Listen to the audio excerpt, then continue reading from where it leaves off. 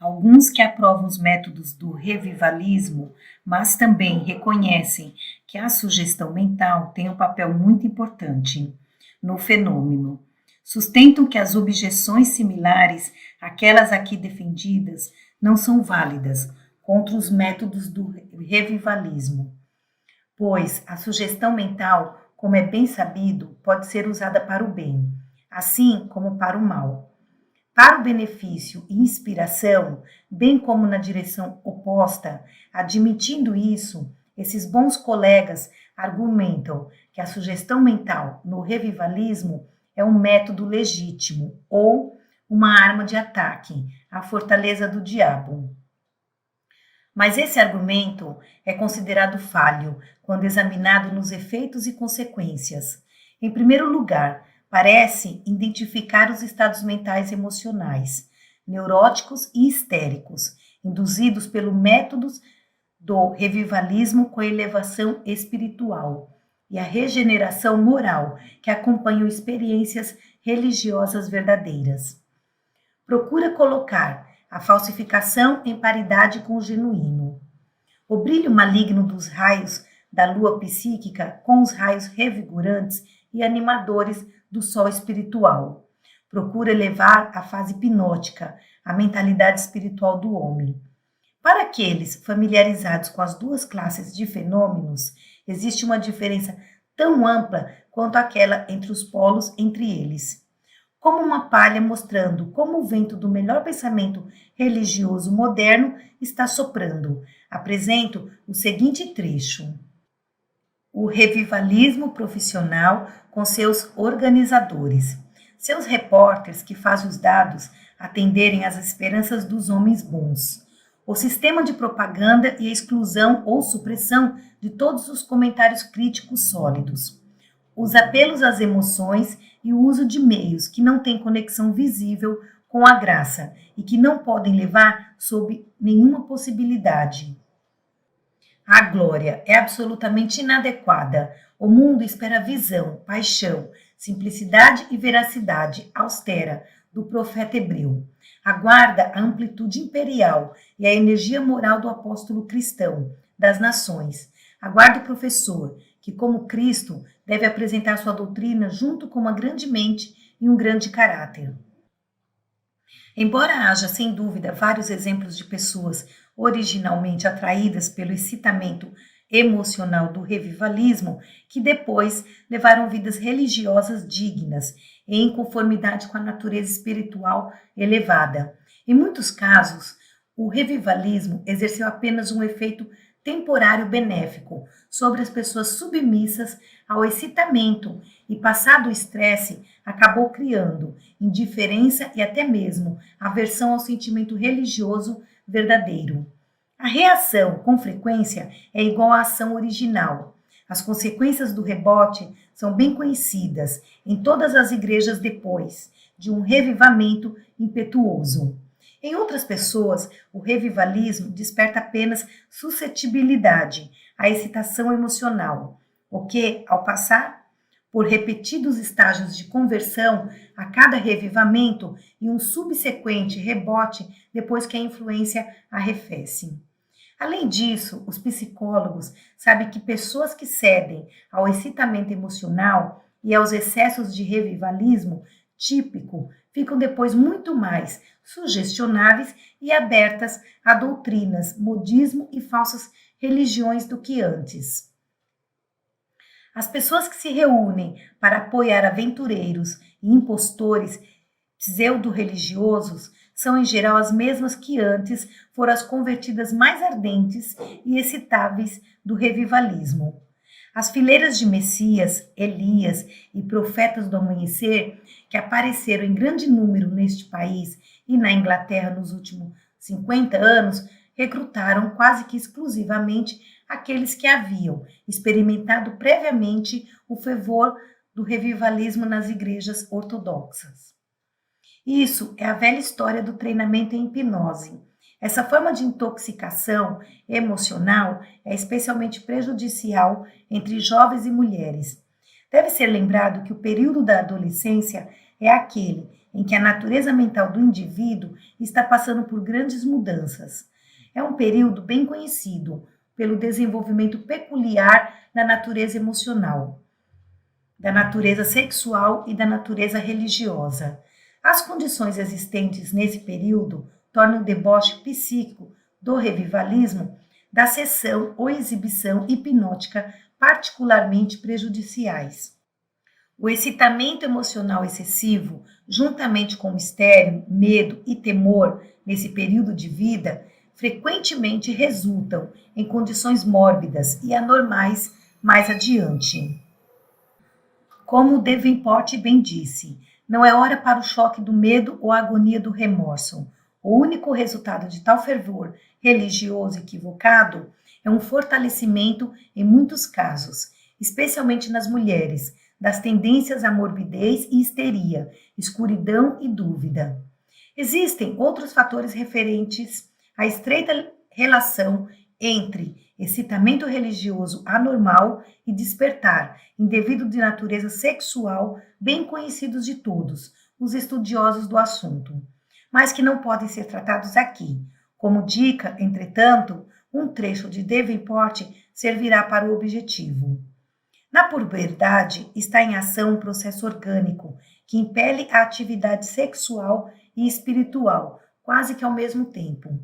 Não existe prova, entretanto, da causação da última pela primeira, mas parece ser verdade que nessa fase ambas estão estreitamente associadas em um processo físico, no qual se ramificam em direções diferentes e que nesse período crítico qualquer excitação radical de uma tem influência sobre a outra. Uma consideração cuidadosa dessa importante afirmação servirá para explicar muitas coisas que, dolorosamente, deixaram muita gente perplexa no passado, em decorrência do excitamento do revivalismo em uma cidade, em encontros campais. Essa aparente influência do mal que tanto preocupou nossos antepassados é vista como simples operação das leis naturais da psicologia e da fisiologia. Entender isso é ter o remédio em mãos. Mas o que as autoridades dizem do revivalismo do futuro, do novo revivalismo, do revivalismo verdadeiro? Deixemos o professor Davenport falar para os críticos. Ele é muito apto para a tarefa. Ele diz: existirá, creio eu, muito menos uso do encontro revivalista como instrumento grosseiro, coercivo para substituir a vontade e sobrepujar a razão do indivíduo. A influência dos encontros públicos religiosos será mais indireta, menos invasiva. Será reconhecido que o hipnotismo e as escolhas forçadas enfraquecem a alma, e não existirá tentativa de pressionar a decisão em uma questão tão grandiosa sob o fascínio da excitação, contágio e sugestão. Os convertidos podem ser poucos, podem ser muitos. Eles serão mensurados não pela capacidade do pregador em administrar o hipnotismo, mas pela capacidade de amizade desinteressada de toda pessoa cristã. Mas de uma coisa penso, podemos ter certeza, os dias de efervescência religiosa e incontinência passional estão acabando. Os dias de piedade inteligente e abnegação estão começando. Agir com justiça, amar a misericórdia, caminhar humildemente com Deus, esses permanecem os testes primordiais do divino no homem. A experiência religiosa é uma evolução. Avançamos do rudimentar e primitivo para o racional e espiritual. E acredita, Paulo, a fruta madura do espírito não é a irrupção subliminar, o lapso da inibição, mas o amor racional, alegria, paz, resignação, gentileza, bondade, fidelidade, mansidão, autocontrole. A concentração é um dos principais elementos a serem entendidos e aplicados com inteligência por todos que experimentem com sucesso o princípio descrito nesse curso como Mastermind. Os comentários anteriores de autoridade de destaque mundial darão um melhor entendimento da concentração conforme utilizada por aqueles que desejam misturar ou fundir as mentes de uma multidão para que funcione como uma única mente. Agora você está pronto para a lição sobre cooperação, que o levará adiante nos métodos de aplicar as leis psicológicas da lei do sucesso. Você fracassou muitas vezes. Que afortunado! A essa altura você deve saber algumas coisas que não deve fazer. Cooperação. Você pode fazer se acreditar que pode. Cooperação é o início de todo esforço organizado, como foi afirmado na lição 2. Carnegie acumulou uma fortuna gigantesca graças ao esforço cooperativo de um pequeno grupo de homens. Você também pode aprender a usar esse princípio. Existem duas formas de cooperação para as quais sua atenção será direcionada nesta lição. Primeiro, a cooperação entre pessoas que se agrupam ou formam alianças com o objetivo de atingir uma determinada finalidade sobre os princípios conhecidos como lei do mastermind. Segundo, a cooperação entre a mente consciente e subconsciente, que compõe uma hipótese razoável da capacidade do homem de contatar, comunicar-se com a inteligência infinita e a ela recorrer. Para alguém que não tenha se dedicado a pensar no assunto, a hipótese anterior pode parecer irracional, mas siga a evidência de sua solidez. Estude os fatos sobre os quais é baseada e tire então suas conclusões. Comecemos com uma breve revisão da constituição física do corpo. Sabemos que o corpo é percorrido por uma rede de nervos, que servem de canais de comunicação entre o ego espiritual residente, que chamamos de mente, e as funções do organismo externo. Este sistema nervoso é duplo, um sistema conhecido como simpático.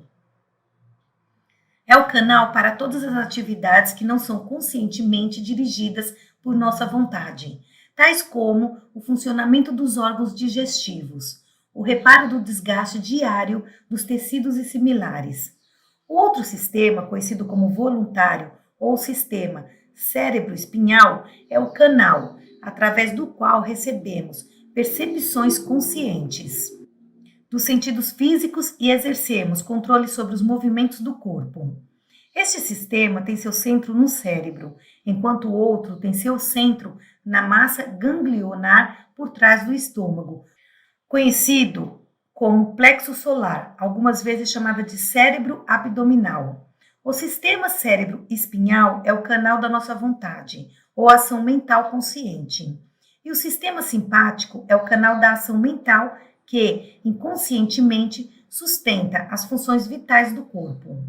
Sendo assim, o sistema cérebro-espinhal é o órgão da mente consciente e o simpático é o da mente subconsciente. Mas a interação das mentes consciente e subconsciente requer uma interação similar entre os sistemas nervoso, correspondente e uma conexão notável fornecida pelo nervo vago.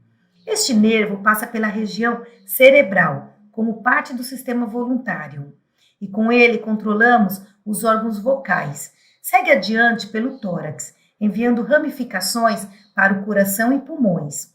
Passando pelo diafragma, ele perde o revestimento externo que distingue os nervos do sistema voluntário e começa a identificar-se com os do sistema simpático, formando então um elo entre os dois e tornando o homem uma entidade única em termos físicos.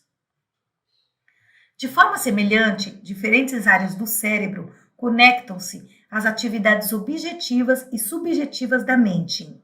De modo geral, podemos atribuir a parte frontal dos cérebros a atividades objetivas e a parte posterior às subjetivas, enquanto a porção intermediária liga-se a ambas.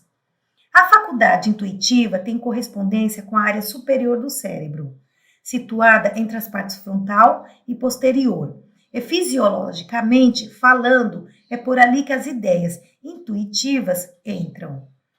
Essas, a princípio, são de caráter mais ou menos disforme e genérico. Não obstante, são percebidas pela mente consciente. Caso contrário, não teríamos ciência delas. Assim, o esforço da natureza é trazer essas ideias para uma forma mais definida e útil, para que a mente consciente se apodere delas, induza uma corrente vibratória correspondente no sistema voluntário de nervos. de forma a levar a ideia para a mente subjetiva. A corrente vibratória, que o primeiro desce do ápice do cérebro para a parte frontal e do sistema voluntário para o plexo solar, é revertida e ascende do plexo solar através do sistema simpático para a parte posterior do cérebro. Esta corrente de retorno é indicação da mente subjetiva. Se removêssemos parte da superfície do ápice do cérebro, encontraríamos imediatamente abaixo dela o cinturão brilhante de substância cerebral chamada de corpo caloso. Este é o ponto de união entre subjetivo e objetivo, e quando a corrente retorna do plexo solar para esse ponto, é reenviada para a parte objetiva do cérebro, em uma nova forma adquirida por meio de silenciosa alquimia da mente subjetiva. Assim, a concepção que de início foi apenas vagamente reconhecida é reenviada para a mente objetiva, em uma forma definida e útil. Então, a mente objetiva, agindo pelo cérebro frontal, passa a trabalhar sobre a ideia claramente percebida, trazendo à tona as potencialidades latentes nela. O termo mente subjetiva é o mesmo que mente subconsciente, e o termo mente objetiva é o mesmo que mente consciente.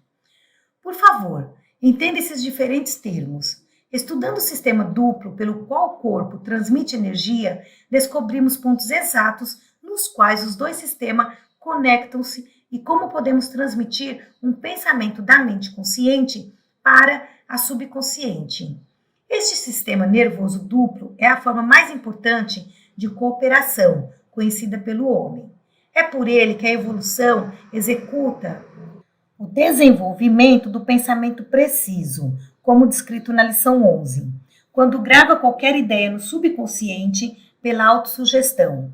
Você o faz com a ajuda do sistema nervoso duplo.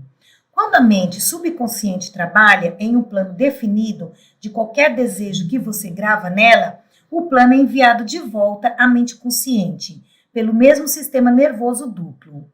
Este sistema cooperativo de nervos constitui literalmente uma linha direta de comunicação entre sua mente consciente comum e a inteligência infinita. Sabendo por minha experiência prévia, como iniciante no estudo desse tema, o quanto é difícil aceitar a hipótese aqui descrita, ilustrarei sua solidez de uma maneira simples para que você possa entender e comprovar por si mesmo. Antes de ir dormir à noite, grave em sua mente o desejo de levantar na manhã seguinte em determinada hora, digamos às 4 horas da manhã. Se sua impressão for acompanhada por uma determinação positiva de levantar a essa hora, o subconsciente irá registrar a impressão e acordá-lo, precisamente nessa hora. Agora, se poderia perguntar se posso imprimir em minha mente subconsciente o desejo de levantar em uma hora específica e acordar nessa hora, por que não crio o hábito de gravar outros desejos mais importantes? Se você fizer tal pergunta e insistir na resposta, estará muito perto senão no caminho que leva à porta secreta do conhecimento descrita na lição 11. Vamos nos dedicar agora ao tema de cooperação entre homens que se unem ou agrupam com o objetivo de atingir um determinado fim. Na lição 2, nos referimos a esta forma de cooperação como esforço organizado. Este curso menciona alguns estágios de cooperação em praticamente todas as lições. É inevitável, pois o objetivo do curso é ajudar o aluno a desenvolver poder, e o poder é desenvolvido apenas com esforço organizado. Vivemos na era do esforço cooperativo. Quase todos os empreendimentos de sucesso são conduzidos sob alguma forma de cooperação. Isso é válido no campo da indústria ou das finanças, bem como no campo profissional liberal e autônomo. Médicos e advogados têm alianças de ajuda mútua e de proteção na forma de associações de categoria. Banqueiros têm associações locais e nacionais para ajuda mútua e progresso. Comerciantes varejistas têm associações com o mesmo objetivo. Proprietários de automóveis se uniram em clubes e associações. Gráficos têm associações, encanadores têm, negociantes de carvão têm. Cooperação é o objetivo de todas essas associações. Os trabalhadores têm sindicatos e aqueles que fornecem capital de giro e fiscalizam os esforços dos operários têm alianças, sob vários nomes. Nações têm alianças cooperativas, embora não pareçam ter descoberto até agora o significado completo de cooperação. A tentativa do finado presidente Wilson de aperfeiçoar a Liga das Nações, seguida pelo esforço do finado presidente Harding em aprimorar a mesma ideia sob o nome de Corte Mundial, indica a tendência dos tempos na direção da cooperação.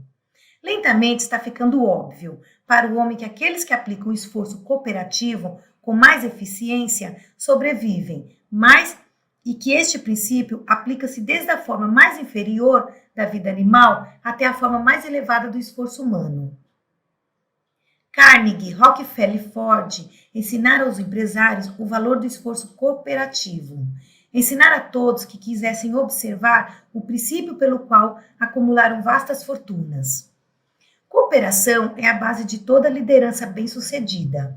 O bem mais tangível de Henry Ford é a força-tarefa, bem organizada, que ele estabeleceu. Esta organização não somente lhe proporciona saída para todos os automóveis que possa produzir, mas, mais importante ainda, proporciona poder financeiro suficiente para enfrentar qualquer emergência que possa ocorrer. Fato que ele já demonstrou em pelo menos uma ocasião. Como resultado do entendimento do valor do princípio da cooperação, Ford saiu da posição habitual de dependência das instituições financeiras, ao mesmo tempo em que gerou para si um poder comercial maior do que provavelmente possa usar. O sistema do Federal Reserve é outro exemplo de esforço cooperativo, que praticamente garante aos Estados Unidos contra um pânico monetário. Os sistemas de cadeias de lojas constituem outra forma de cooperação comercial, que proporciona vantagem na compra e distribuição.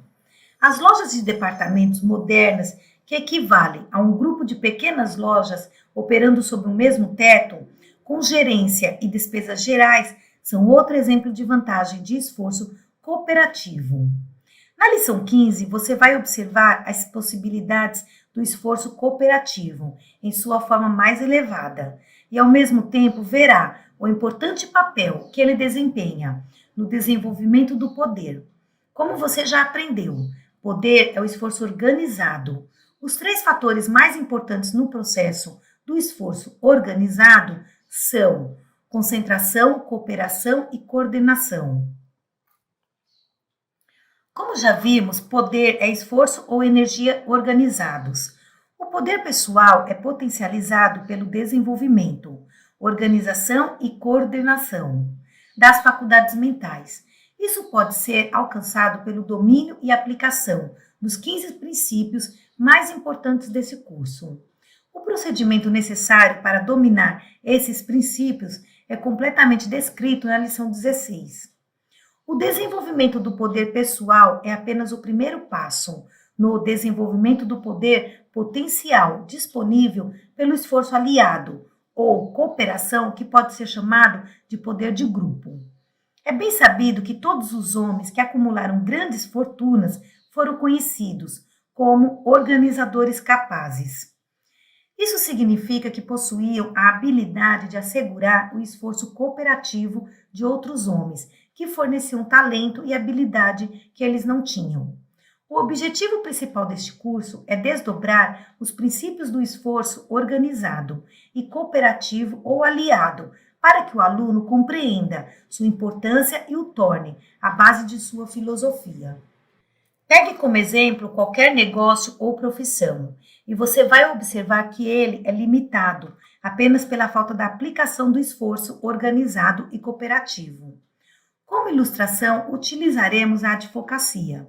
Se o escritório de advocacia consiste de apenas um tipo de mente, será bastante prejudicado, mesmo que constituído de uma dúzia de homens talentosos daquele tipo específico. A complexidade do sistema legal exige uma variedade de talentos, possivelmente maior do que a reunida por um só homem. É evidente, portanto, que o mero esforço organizado não é suficiente para assegurar um sucesso marcante. A organização deve consistir de indivíduos que ofereçam algum talento especializado que os outros membros não possuam. Um escritório de advocacia bem organizado incluiria talento especializado na preparação de casos. Homens de visão e imaginação que entendem como harmonizar a lei e a evidência de um caso em um plano sólido. Homens com tal habilidade nem sempre possuem destreza para defender um caso no tribunal. Portanto, deve haver à disposição pessoas competentes no tribunal. Continuando a análise, será visto que existem muitas classes diferentes de casos, que exigem homens de vários tipos de habilidade, especializados tanto na preparação quanto no julgamento dos processos.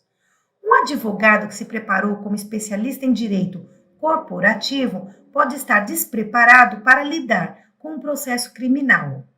Na formação de uma sociedade de advocacia, o homem que entende o princípio do esforço organizado e cooperativo deve cercar-se de talentos especializados em cada ramo do direito e dos procedimentos legais que ele pretenda praticar. O homem que não faz ideia do poder potencial desses princípios provavelmente selecionaria seus associados pelo usual método do chute, baseando a seleção mais na personalidade ou convivência, do que na consideração do tipo particular de talento em advocacia que cada um possui.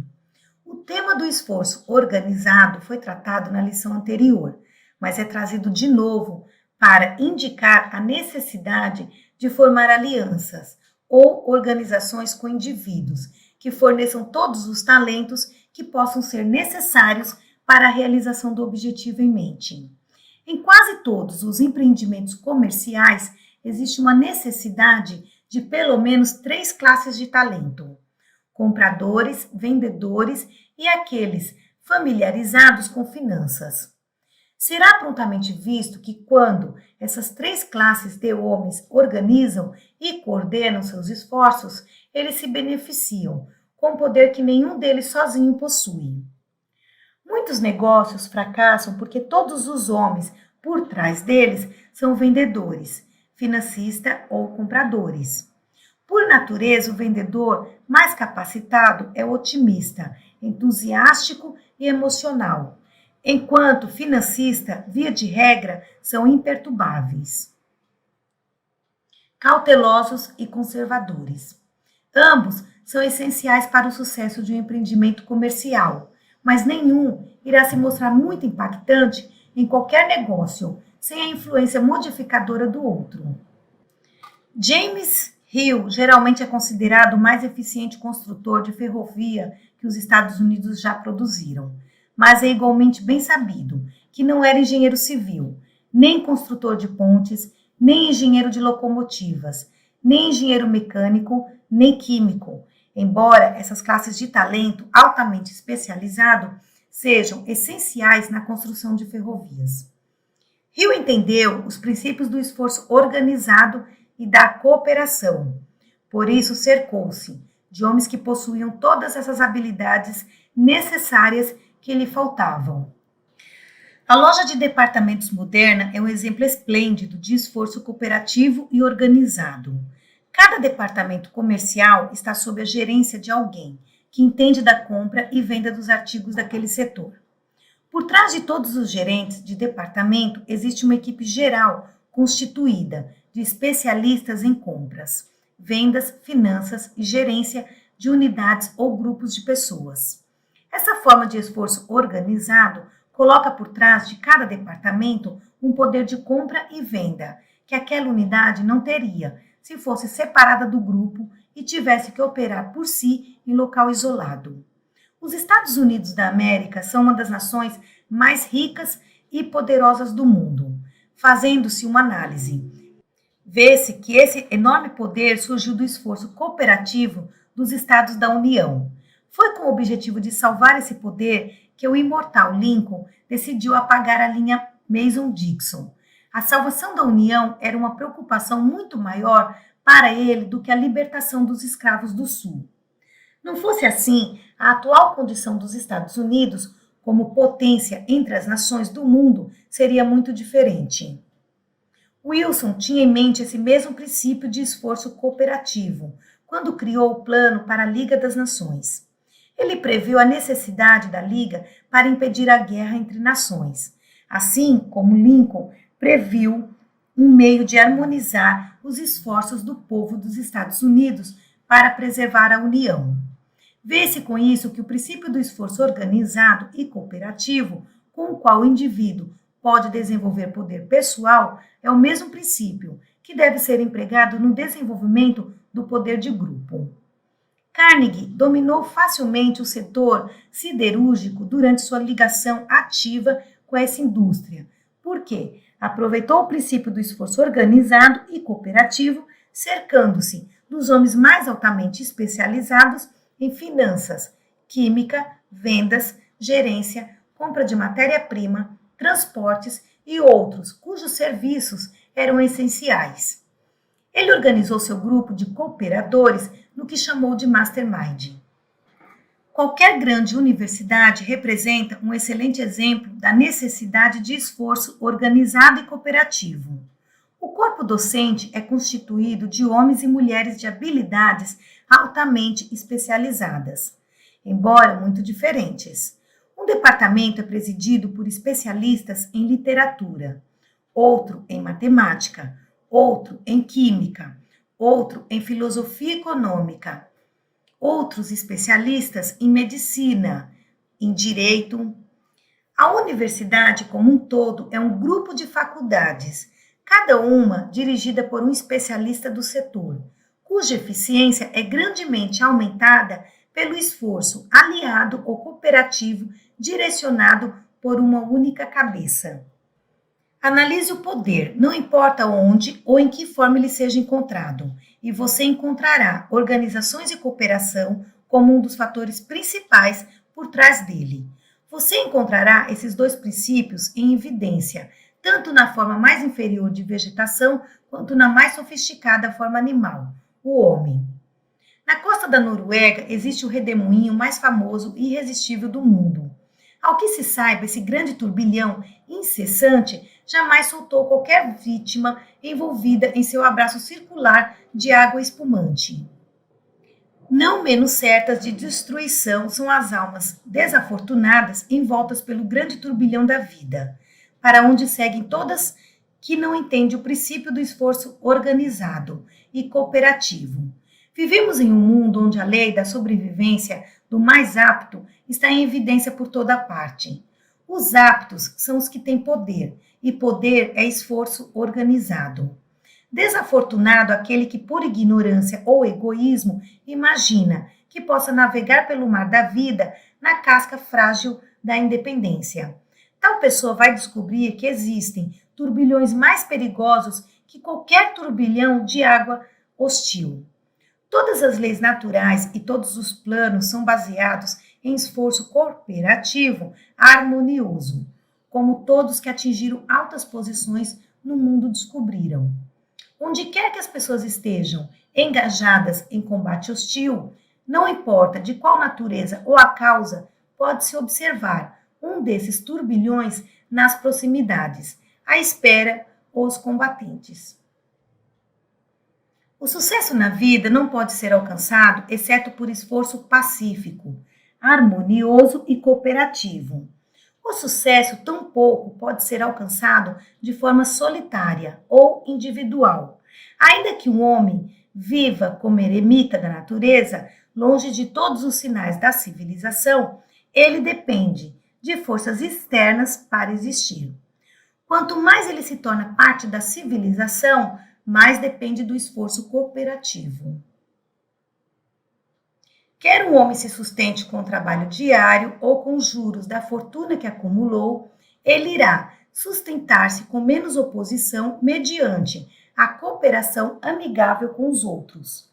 Além disso, o homem cuja filosofia é baseada em cooperação, ao invés de competição, não apenas irá adquirir os bens de necessidade e os luxos da vida, Com menos esforço, como irá aproveitar uma recompensa extra de felicidade que outros nunca irão experimentar? Fortunas adquiridas pelo esforço cooperativo não infligem cicatrizes nos corações de seus donos, coisa que não se pode dizer de fortunas adquiridas por métodos conflitantes e competitivos que beiram a extorsão. A acumulação de riqueza material, seja de artigos de necessidade ou luxos, consome a maior parte do tempo em nossa luta terrena. Se não podemos mudar essa tendência materialista da natureza humana, podemos pelo menos mudar o método de busca, adotando a cooperação. A cooperação oferece uma recompensa dupla, provendo os itens básicos e os luxos da vida e a paz mental que os avarentos nunca terão. O avarento e ganancioso pode adquirir uma grande fortuna em riqueza material. Isso não há como negar, mas terá vendido a alma por um prato de lentilhas. Vamos manter em mente que todo sucesso é baseado em poder. E o poder vem do conhecimento organizado e expresso em termos de ação. O mundo paga por um tipo de conhecimento e o tipo expresso em termos de serviço construtivo. Ao discursar para uma turma de formandos de uma faculdade de administração, um dos banqueiros mais conhecidos dos Estados Unidos disse: "Vocês devem sentir orgulho do diploma, porque é a prova de que estão se preparando para a ação no grande campo dos negócios." Uma das vantagens do estudo na faculdade de administração é que prepara para a ação, sem desmerecer outros métodos de educação. Ao exaltar o método da faculdade de administração moderna, lembro de dizer que existe algumas faculdades nas quais a maioria dos alunos são preparadas para praticamente tudo, com exceção da ação. Vocês chegaram à faculdade de administração com um único objetivo em vista: aprender a prestar um serviço e ganhar a vida. A última moda em roupas é de pouco interesse para vocês, porque estão se preparando para um trabalho no qual as roupas da última moda não terão importância.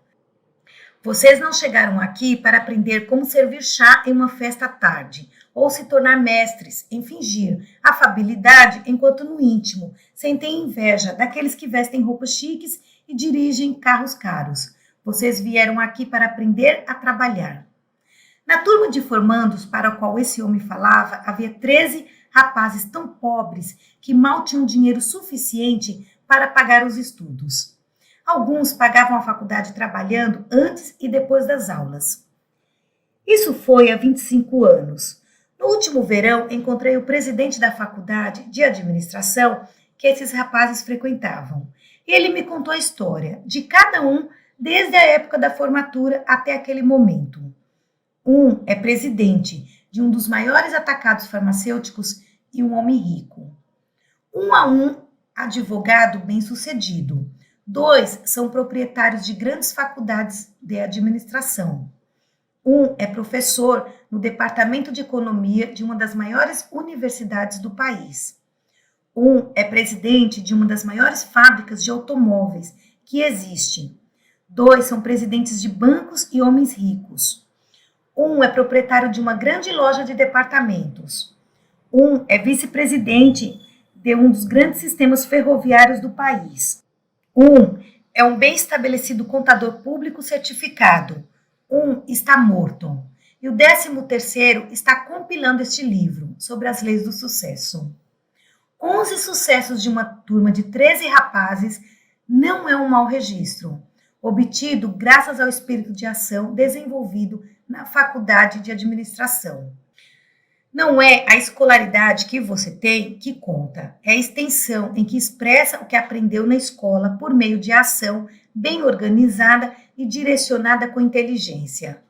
De maneira nenhuma eu desprezaria a educação superior, mas ofereceria esperança e encorajamento àqueles que não tiveram tal educação, contanto que expressem o que sabem, por pouco que seja, em ação intensa ao longo de linhas construtivas. Um dos maiores presidentes que já ocupou a Casa Branca teve pouca escolaridade, mas fez um trabalho tão bom expressando os conhecimentos adquiridos com aquela pouca escolaridade em ação corretamente direcionada que seu nome ficou inseparavelmente entrelaçado à história dos Estados Unidos. Toda cidade, aldeia e lugarejo tem em sua população aqueles personagens bem conhecidos chamados vagabundos. E se analisar esses desafortunados, vai observar que uma das suas características mais salientes é a procrastinação. A falta de ação faz com que escorreguem até cair no barranco, onde permanecerão a menos que, por acidente, sejam forçados para o campo aberto da luta, onde será necessária uma ação em comum. Não se deixe cair em tal situação. Todo escritório, toda loja, todo banco e todo e qualquer outro lugar de emprego tem suas vítimas marcantes da procrastinação, que caminham a passos largos pela estrada poeirenta do fracasso, pois ainda não desenvolveram o hábito de se expressar com ação. Você pode identificar esses desafortunados se começar a analisar aqueles com que entra em contato todos os dias. Se falar com eles, vai observar que construíram uma falsa filosofia, algo da seguinte natureza: estou fazendo tudo o que eu sou pago para fazer, estou me virando. Sim, estão se virando, mas isso é tudo o que estão fazendo. Alguns anos atrás, numa época em que a mão de obra era escassa e os salários extraordinariamente altos, observei dúzias de homens capacitados descansando nos parques de Chicago, sem fazer nada. Fiquei curioso para saber que tipo de álibi eles poderiam oferecer para sua conduta. Então, certa tarde, entrevistei 7 deles. Com a ajuda de um suprimento generoso de cigarros e charutos, comprei a confiança daqueles que entrevistei. E assim obtive uma visão íntima de sua filosofia. Todos deram a mesmíssima razão para estarem ali sem emprego. O mundo não me dá uma chance. Os pontos de exclamação são meus. Pense nisso. O mundo não dá uma chance? É claro que o mundo não daria uma chance. O mundo nunca dá chance a ninguém. O homem que quer uma chance deve criá-la com ação. Mas, se esperar que alguém a entregue em uma bandeja de prata, ficará desapontado. Temo que essa desculpa de que o mundo não dá uma chance seja bastante prevalente e suspeito, fortemente, que seja uma das causas mais comuns da pobreza e do fracasso. O 7º homem que entrevistei naquela tarde proveitosa era o tipo incomum em termos de boa aparência física. Estava deitado na grama, adormecido, com um jornal sobre o rosto. Quando levantei o jornal do seu rosto, ele estendeu o braço, tirou o jornal das minhas mãos, colocou de volta no rosto e voltou a dormir.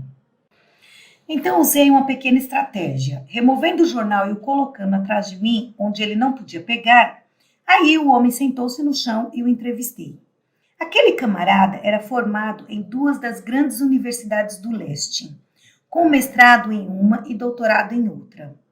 Sua história era patética. Ele tivera um emprego atrás do outro, mas o empregador ou algum colega sempre pegava no pé.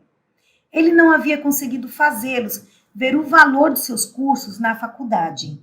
Não lhe davam uma chance.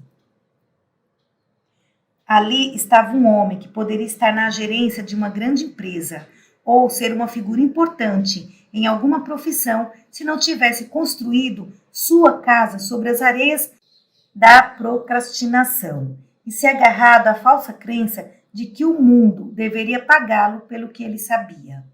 Por sorte, a maioria dos formados nas faculdades não constrói fundações tão inconsistentes, pois nenhuma faculdade da Terra pode coroar com sucesso o homem que tenta cobrar pelo que sabe, ao invés de pôr aquilo que pode fazer com o que sabe. O homem a quem me referi era de uma das famílias mais conhecidas da Virgínia. Seus ancestrais haviam desembarcado do Mayflower. Ele arqueou os ombros para trás, bateu no peito com o punho e disse: "Pense nisso, senhor. Sou filho de uma das primeiras famílias da Virgínia." Minhas observações me levaram a acreditar que ser filho de uma primeira família nem sempre é uma sorte para o filho ou para a família. Com demasiada frequência, esses filhos das primeiras famílias tentam se dar bem com base no sobrenome. Pode ser apenas uma ideia estranha minha, mas tenho observado que os homens e mulheres que trabalham para valer têm pouco tempo e ainda menos inclinação para se gabar dos ancestrais. Não faz muito tempo viajei para o sudoeste da Virgínia, onde nasci. Foi a primeira vez que voltei lá, em mais de 20 anos. Foi uma tristeza comparar os filhos de alguns que há 20 anos eram conhecidos como descendentes das primeiras famílias, com os filhos de homens simples que trataram de se expressar com ação intensa. A comparação não refletiu nenhum crédito sobre os rapazes das primeiras famílias. É sem sentimento de exaltação que expresso minha gratidão por não ter vindo ao mundo tendo pais de primeira família. Isto é claro, não foi uma questão de escolha, e caso tivesse sido, talvez eu selecionasse pais de primeira família. Não faz muito tempo fui convidado para dar uma palestra em Boston. Após terminar meu trabalho, um comitê de recepção se voluntariou para me mostrar os pontos turísticos da cidade, incluindo uma viagem a Cambridge, onde visitamos a Universidade de Harvard.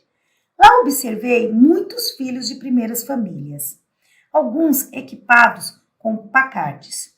20 anos antes eu teria sentido orgulho de ser aluno de Harvard com um Packard, mas o efeito esclarecedor da maturidade me levou à conclusão de que se eu tivesse o privilégio de ter sido para Harvard, teria me saído igualmente bem sem a ajuda de um Packard.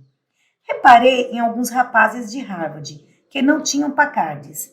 Estavam trabalhando como garçons em um restaurante que fui. E pelo que pude ver, não estavam perdendo nada de valor por não possuir um Packard. Nem pareciam sofrer pela comparação com aqueles que podiam ostentar as posses dos pais de primeira família.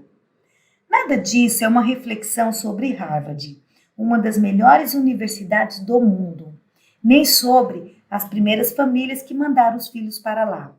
Ao contrário, pretende ser um encorajamento para os desafortunados, que, como eu, têm pouco e sabem pouco, mas expressam o pouco que sabem em termos construtivos e ação útil.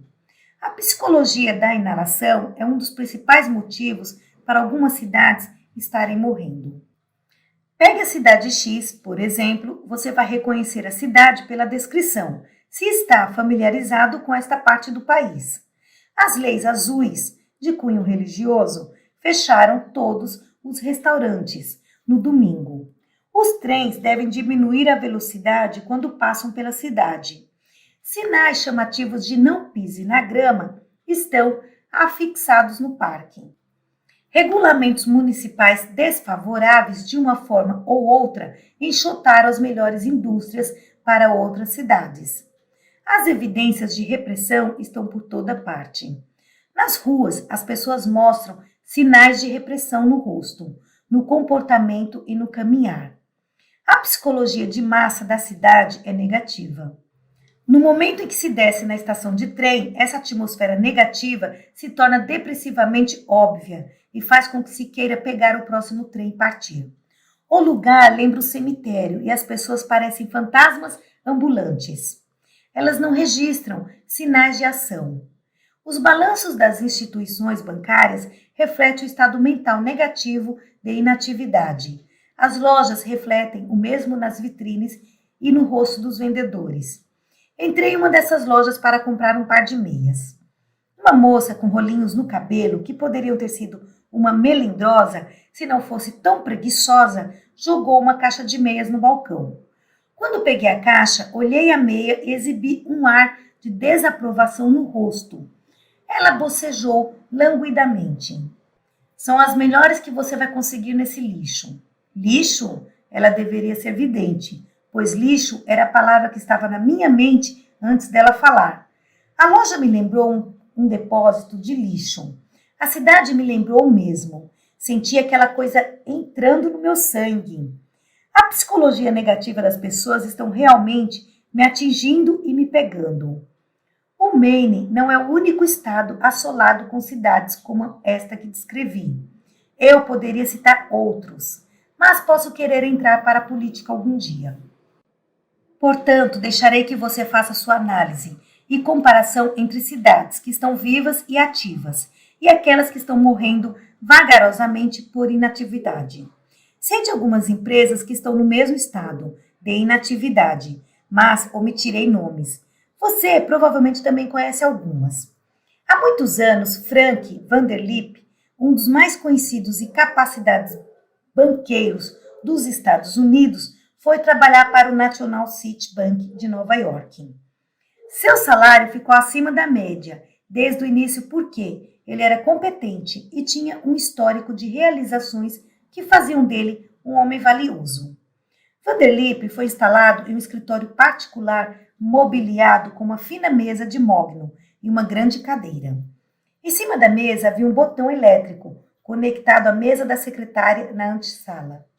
O primeiro dia se passou, sem que chegasse o trabalho à sua mesa. O segundo, o terceiro e o quarto dia se passaram sem trabalho.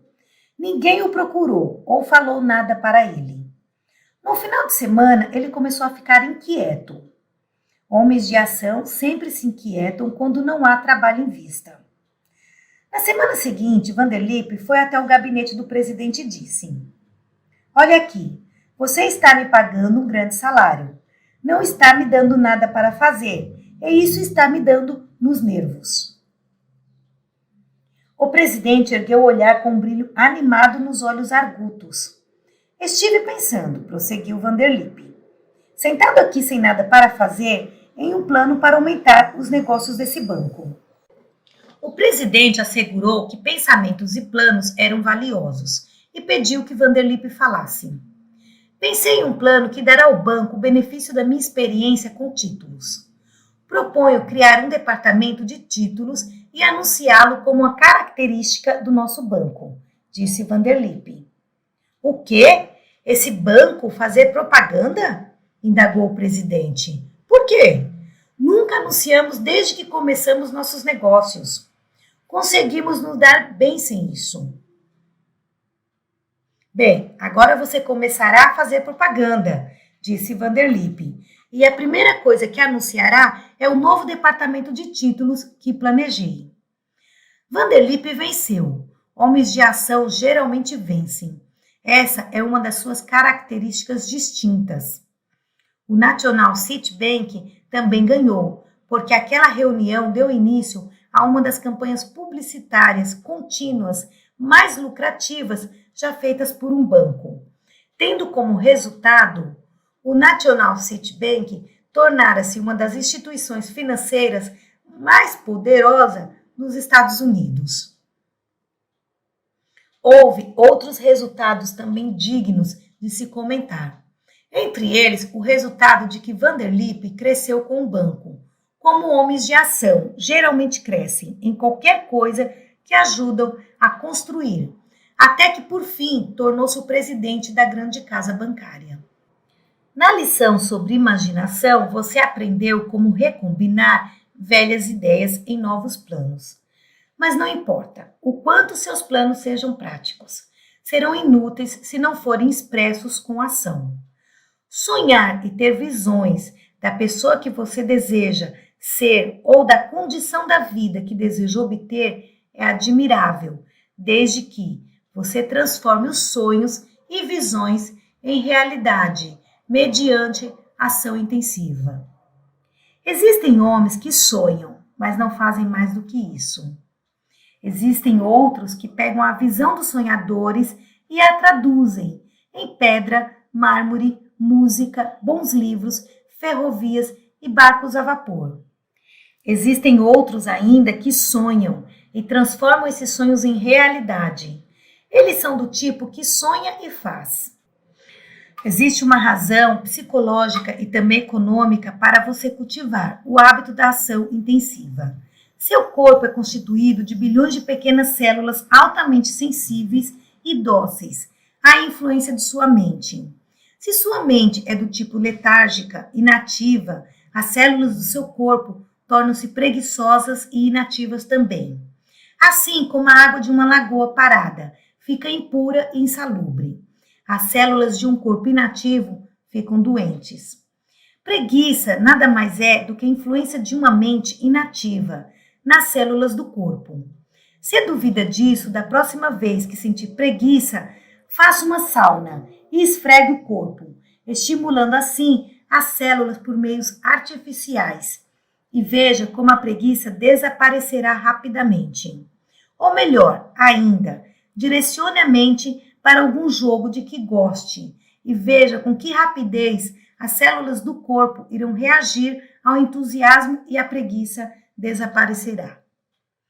As células do corpo respondem ao estado mental, da mesma forma que as pessoas de uma cidade respondem à psicologia de massa que domina o local. Se um grupo de líderes engaja-se em ação suficiente para dar à cidade a reputação de dinâmica, essa ação influencia todos que vivem nela.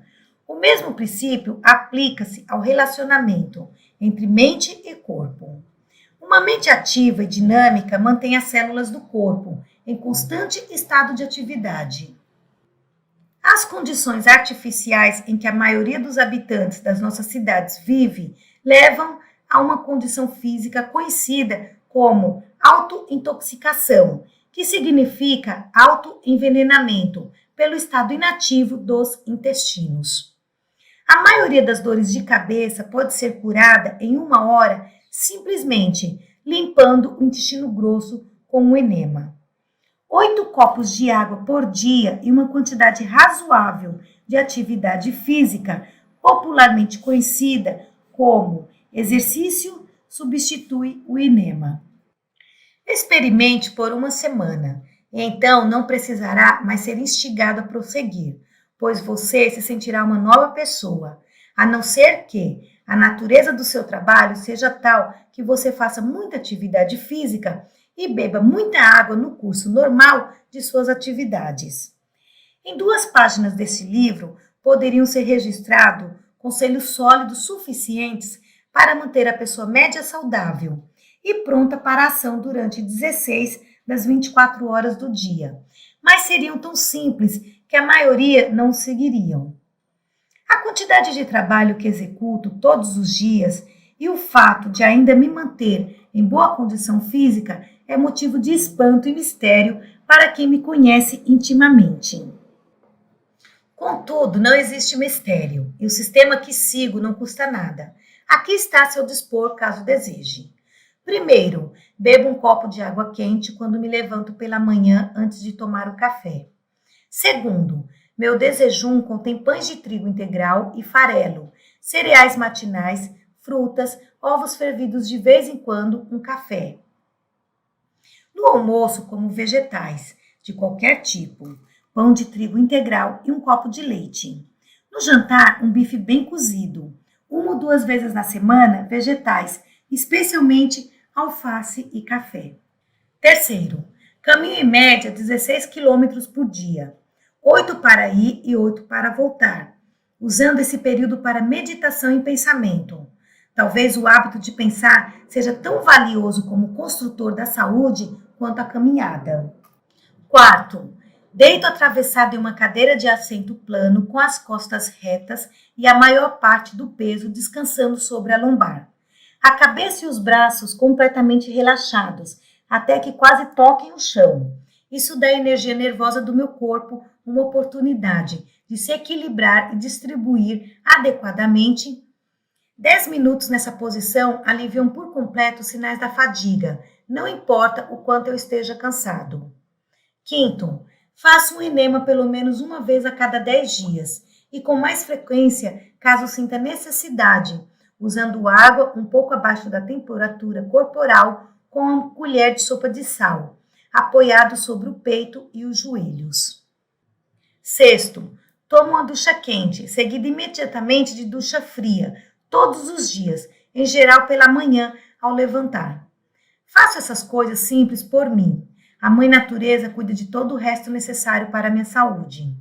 Nunca é demais enfatizar a importância de manter os intestinos limpos, pois é bem sabido que os habitantes das cidades hoje em dia estão literalmente se envenenando, quase à morte, por negligenciar a limpeza dos intestinos com água. Você não deve esperar até ficar constipado para fazer um enema. Quando chega ao estágio de constipação, você está praticamente doente. E o alívio imediato é absolutamente essencial. Mas, se prestar atenção em si regularmente, assim como faz com a limpeza externa do corpo, você nunca será incomodado pelos muitos problemas trazidos pela constipação. Por mais de 15 anos, não houve uma semana em que eu não tivesse dor de cabeça. Geralmente, eu tomava uma dose de aspirina e obtinha alívio temporário. Eu estava sofrendo de auto-intoxicação, mas não sabia, uma vez que não estava constipado. Quando descobri qual era meu problema, fiz duas coisas e recomendo ambas a você. Larguei a aspirina e diminuí o consumo diário de comida, quase pela metade. Só tenho uma coisa a dizer sobre a aspirina. Uma coisa que aqueles que lucram com sua venda não irão gostar. Ela não oferece cura permanente para a dor de cabeça. Tudo o que ela faz pode ser comparado a cortar o fio do telégrafo, quando o operador está usando a linha para solicitar ajuda aos bombeiros para salvar o prédio em chamas onde ele está. A aspirina corta ou amortece a comunicação nervosa do estômago ou da região do intestino, onde a autointoxicação está derramando veneno no sangue para o cérebro, que é onde o efeito desse veneno registra o chamado na forma de dor intensa. Cortar a linha do telégrafo pelo qual é feito o chamado para os bombeiros não apaga o fogo. Também não se remove a causa da dor de cabeça amortecendo, com uma dose de aspirina, a linha nervosa, que registra o pedido de ajuda por meio da dor. Você não pode ser uma pessoa de ação caso negligencie a saúde física, até a auto-intoxicação tomar conta do seu cérebro e sová-lo em uma massa inoperante assemelhada a uma bola de betume. Tampouco pode ser uma pessoa de ação se come a habitual mistura desvitalizada chamada pão branco, que tem todo o valor alimentício removido e 2 vezes mais carne do que seu sistema pode digerir e descartar de forma apropriada. Você não pode ser uma pessoa de ação se corre para o frasco de comprimidos toda vez que tem ou imagina ter uma dor, ou se engole um comprimido de aspirina toda vez que seu intestino apela seu cérebro por um pouco de água e uma colher de sopa de sal para fins de limpeza. Você não pode ser uma pessoa de ação se come demais e se exercita de menos. Você não pode ser uma pessoa de ação se lê bulas de remédios e começa a se imaginar doente, com os sintomas descritos pelo esperto redator publicitário que emprega o poder da sugestão. Não toque em remédios há mais de 5 anos e não estive doente ou indisposto nesse tempo. Apesar de todos os dias trabalhar mais do que a maioria dos homens da minha profissão, tenho entusiasmo, resistência e poder de ação, porque me alimento com comida simples, que contém os elementos construtores do corpo de que preciso, e cuido dos processos de eliminação com tanto cuidado quanto tomo banho. Se essas recomendações simples e francas parecem baseadas em bom senso, faça um teste.